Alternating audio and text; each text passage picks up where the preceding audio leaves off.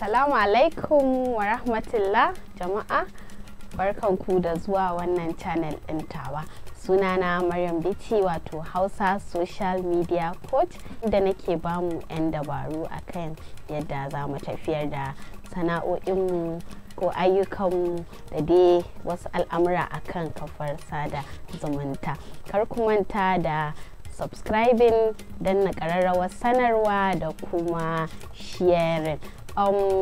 Yau na zo mana da yadda za mu saka alamar kariyar two-way authentication akan Instagram account ɗin.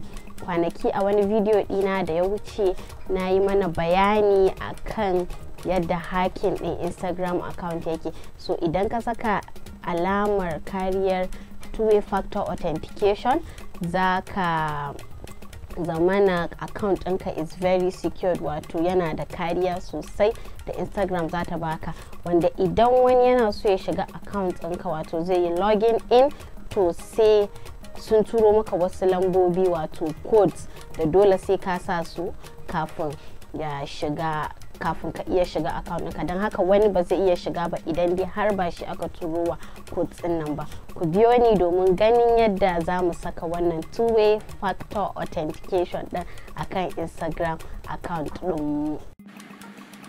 Daga kan profile za a danna wayannan layukan guda uku, sai kuma a danna settings.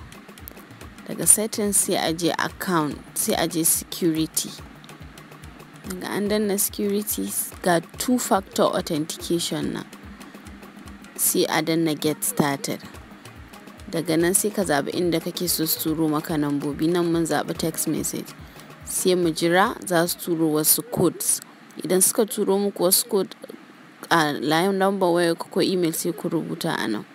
Shikenan sai a danna next. A nan sun turo gashi nambobin. Shikenan wayannan nambobin ajiye su ake. Wayannan nambobin ajiye su ake saboda wata rana ko in ka rasa yadda za ka yi ka shiga account ɗinka, sai ka ɗauko su ka saka. To kun ga dai yadda ake saka kariyar two-way factor authentication akan account ɗinmu na Instagram. Ku ci gaba da bin Maryam Biti domin samun dabaru wato tips akan yadda za mu aiwatar da al'amuranmu akan kafar sada zumunta da yanar gizo-gizo. Na gode.